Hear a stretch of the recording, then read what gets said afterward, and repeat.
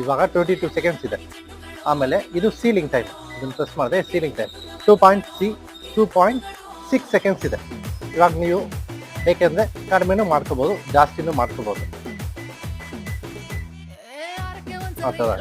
Next ಇದು ceiling temperature. ಇವಾಗ ನೀವು ಥಿಕ್ನೆಸ್ ಕಡಿಮೆ ಇರೋ ಥಿಕ್ನೆಸ್ಸು ನೀವು ವ್ಯಾಕ್ಯೂಮ್ ಗೊತ್ತಾಗ್ತದೆ, ನೀವು ಲೋ ಅಲ್ಲಿ ಇಟ್ಕೊಂಡು ಮಾಡ್ಬೋದು. ಇವಾಗ ಮೀಡಿಯಮು ಹೈ ಡಿಪೆಂಡ್ಸ್ ಅಪಾನ್ ನಿಮ್ಮ ವ್ಯಾಕ್ಯೂಮ್ ಪೌಚು ಆ ಕವರ್ಗೋಸ್ಕರ ನೀವು ಎಷ್ಟು ಇಡಬೇಕೋ ಎಷ್ಟು ಇಡ್ಬೋದು. ನೀವು ಕಡಿಮೆ ಇರೋದ್ರಲ್ಲಿ ನೀವು ಜಾಸ್ತಿ ಹೈ ಇಟ್ಬಿಟ್ರೆ ಆ ಟೈಮ್ಗೆ ನಿಮಗೆ ಮೆಲ್ಟ್ ಆಗೋಕ್ಕೆ ಚಾನ್ಸಸ್ ಜಾಸ್ತಿ ಇದೆ. ಓಕೆನಾ?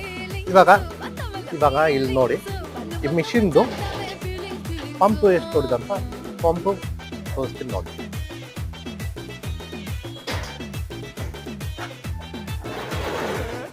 ಇದೇ ಮೈನ್ ಪಂಪು, ವ್ಯಾಕ್ಯೂಮ್ ಪಂಪ್. ಇವಾಗ ಇಲ್ಲಿ ಮೇಲೆ ನೋಡಿದ್ರೆ ನಿಮಗೆ ಇಲ್ಲಿ